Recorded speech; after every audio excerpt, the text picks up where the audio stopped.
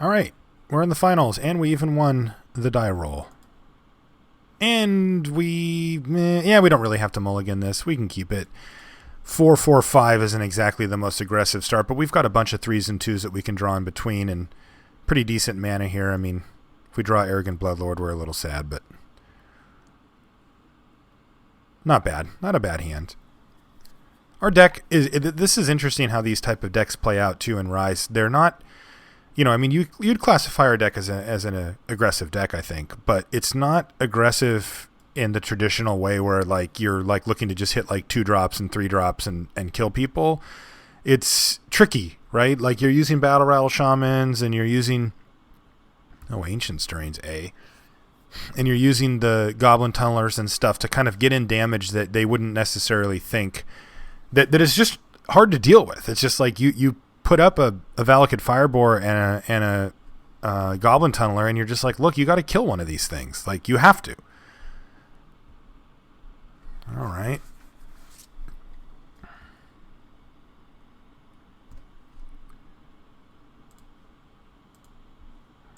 We drew a Cadaver Imp that we can't play, nor would we. It's our main form of card advantage in the deck. Battle Rattle Shaman's one of our best cards. Yeah, awkward. But off we go.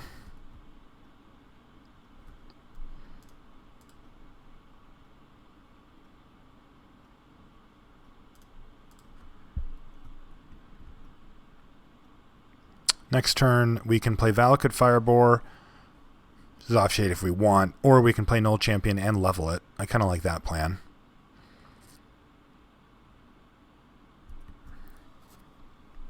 I mean, I can't say that I love how this has gone so far. We don't really have any of our combos set up, and he's kind of got to do whatever the hell he wants. Ancient Stirrings, Growth Spasm, he's got all colors available to him.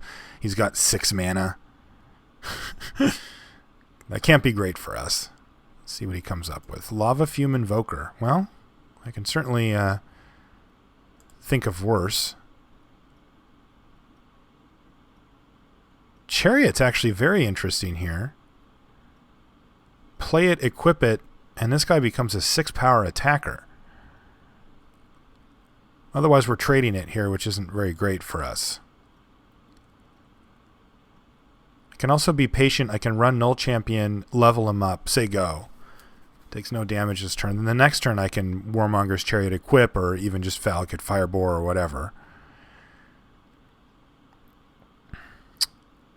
I think I actually kind of like just running out the Chariot and beginning the beatdown process here. It's kind of hard to pass up the opportunity to take that big of a chunk of life out of him.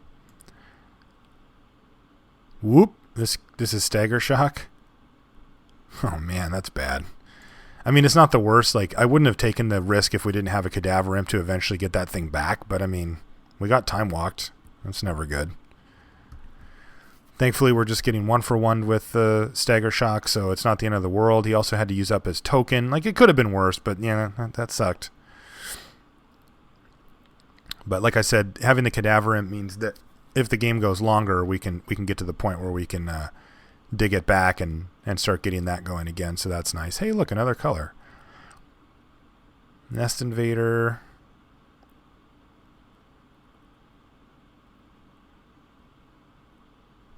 Drake Umbra. Ugh, that's bad. Yeah, that's going to be really tough for us to deal with. I don't think we can beat that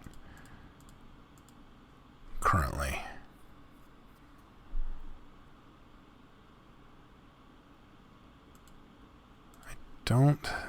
How can we beat that? Even if we draw Vendetta, it just knocks this thing off of it and we take 5. I mean, that helps, but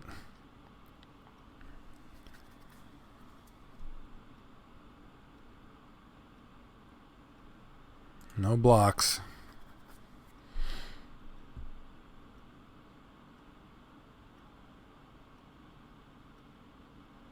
He's going to ping us with that thing too.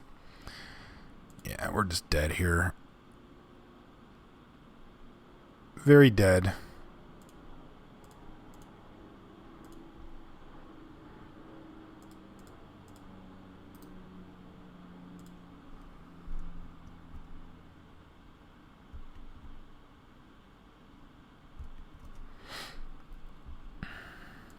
He can actually just attack us with everything here if he wants. Pump his guy and just kill us with this. Yeah, he doesn't even need to.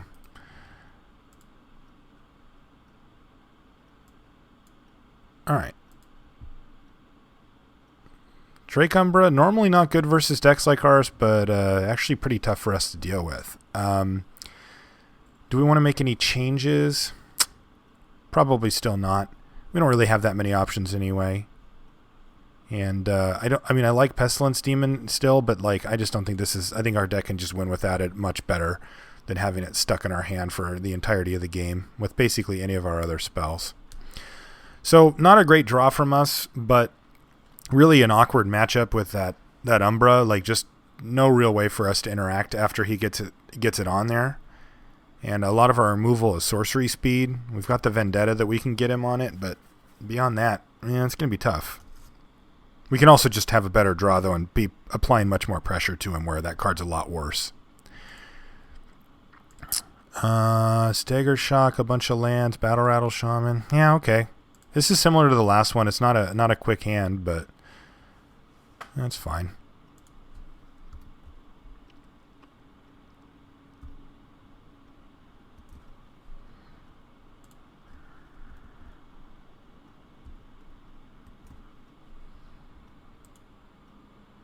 Prism start again, so good for him. We've kind of bricked on our draws, just drawn lands here.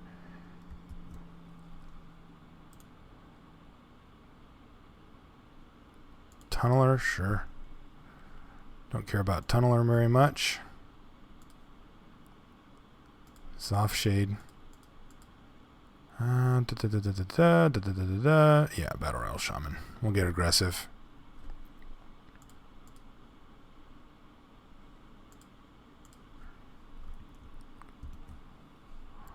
Looking to get a 2-for-1 out of Stagger Shock. If he plays anything else here, we'll go for that. Anything else that it kills. Yeah, so he didn't this time.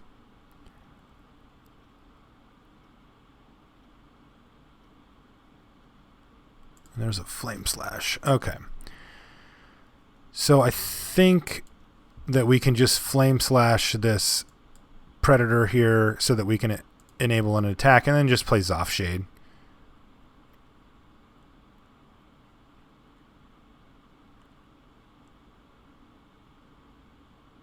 Oh, he's got something with a spawn token here to save it?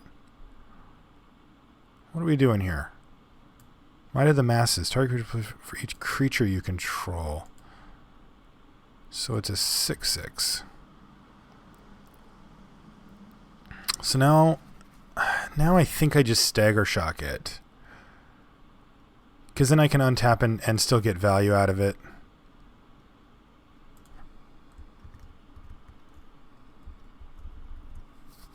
Yeah, I think I just Stagger Shock this now.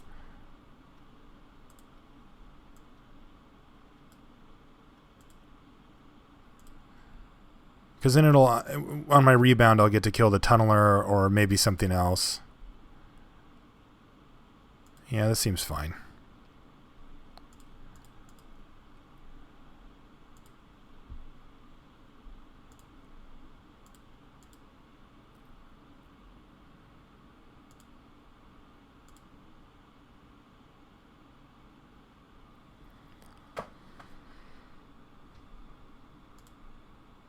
Yeah, might as well send him in. He's going to die anyway.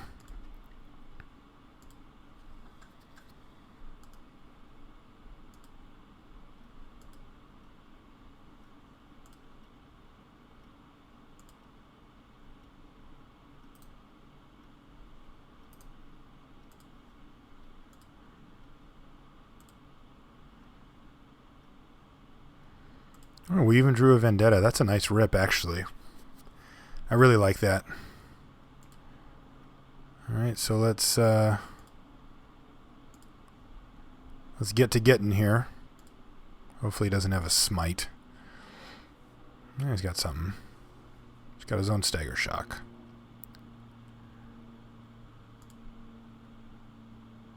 Okay, so if I play Zoffshade, ship the turn back, Stagger Shock goes on, and it kills Zoffshade, so I just can't do anything. Alright.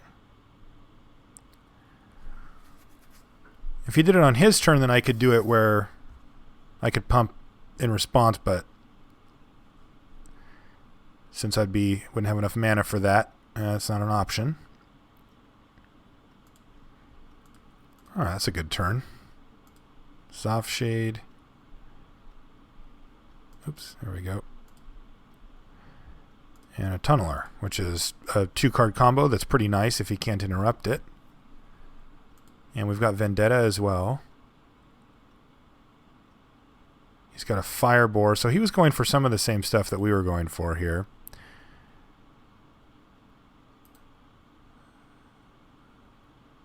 Alright, so let's give this guy Unblockable. Pump him. And then I got to decide if I want to just pump him again or not. I can also just play this. I think I'm just going to play the Goblin Tunneler, actually. Because that's going to stop the Valakut Firebore from being able to attack. And it's also going to let me leave Vendetta up in case something stupid happens. That I just, should have known better. Like if he goes for the...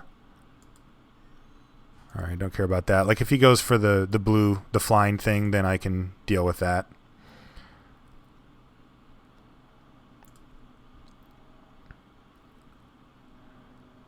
Inquisition seems interesting here, though. You got to figure he would have played whatever it is that he had. It does give us information. He's got 1, 2, he's got 5. He's got access to 6 mana, 7 mana here. Like if he's got a Crusher or something, we kind of want to know that. But it is going to mean that it's going to change our clock by a full turn, and that's not really acceptable at this point. So I think I'm just going to have some faith here that he doesn't have whatever. And I'm just going to try to get him.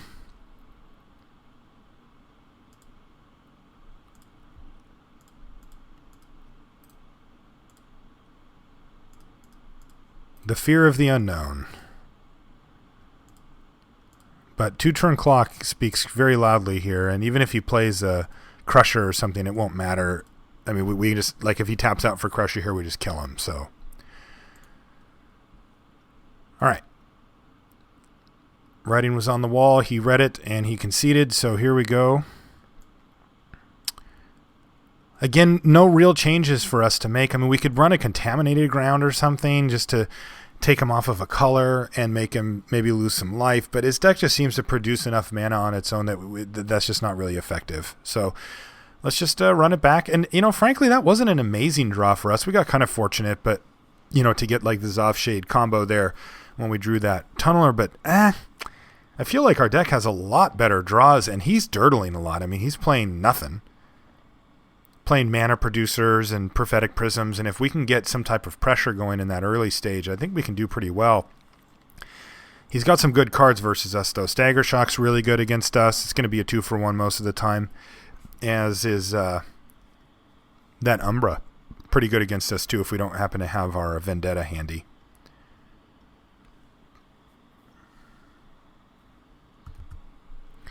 All right, this one is a mulligan. Too many lands, not enough action. This one's a keep. That Grotag Siege Runner can actually get him too, which is nice. If he plays out a wall here like the Overgrown Battlement or something. Hey, there it is. But I think I'm going to start with the Kiln Fiend here. It's pretty good against him as well. If he blocks, we can Stagger Shock. Let's see what he plays here. That's really the key. Growth Spasm.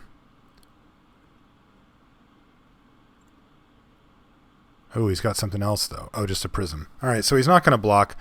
So we'll... Oof.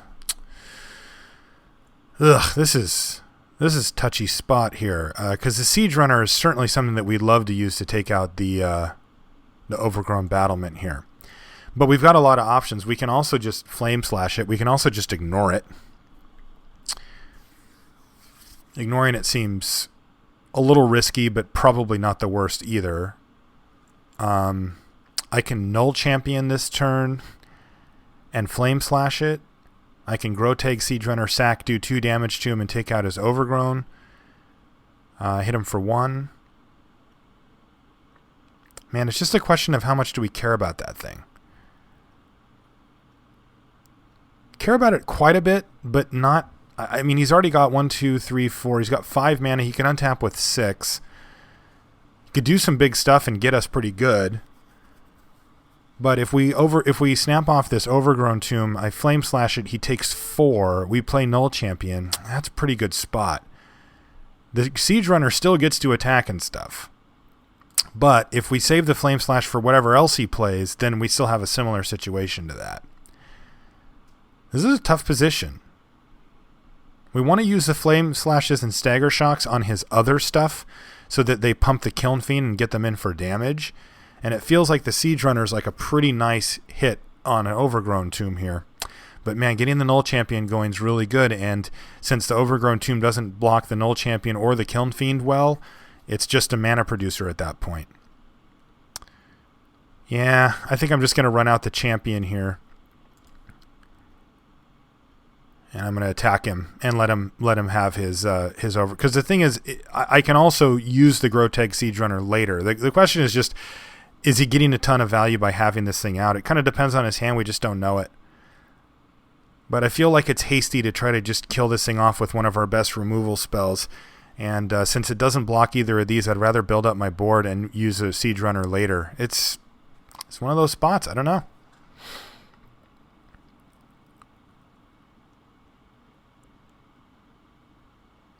Night Haze. So he's clearly just trying to draw action here,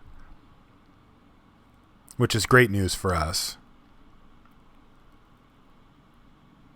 All right, so he's left up mana though here for Stagger Shock, which would pretty much blow us out here. That said, we don't really have a big choice, so I'm going to do this.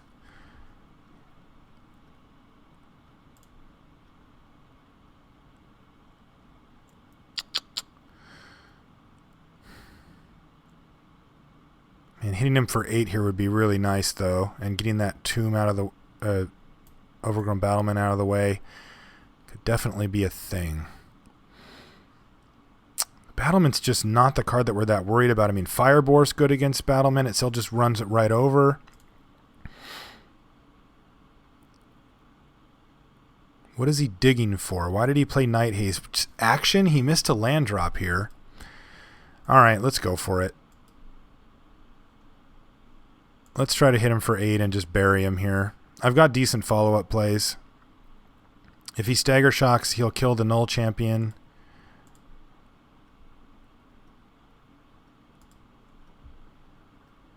And here it comes. All right, so Null Champion down. Kiln Fiend is going to hit, and then it's going to die. So, yeah, I mean, tough spot. Like I said, Stagger Shock's just good against us, and he's going to get a 2-for-1. The good news is that when the dust settles, we'll have a Valakut Firebore, and that thing might be able to just attack through whatever he's doing anyway.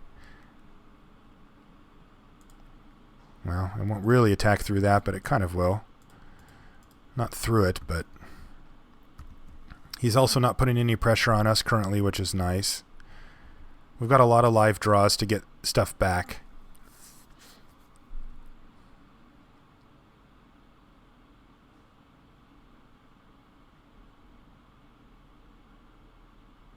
Oh, Palaka Worm. Yeah, card's almost unbeatable for us. We can't really start trading damage here, but if we attack, he's going to block with this. If we don't attack, then we take 7. I don't really see how we have a huge choice here, though. I mean, I can't. I'm not going to trade off the Firebore for his stupid Spore Cap Spider, so go, I guess. Yeah, I don't think we can win now. Mammoth Umbra as well, sure. 10/10 Vigilance Trample. I'm sure that's beatable on some planet, not this one though.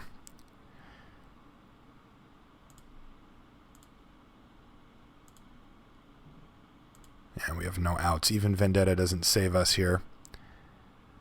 2, 3, 4, 5, 6, 7, 8. So even that doesn't do it. All right. Your move. We drew our good spells, but like I said, this matchup's rough, but Palaka Worm's up. I mean, it's basically a bomb.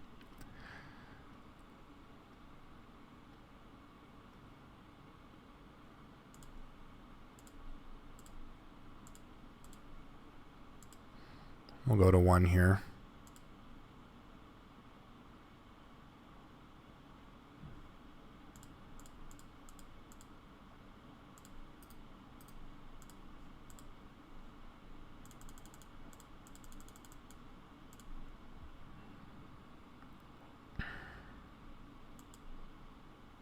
Yep, he's got it.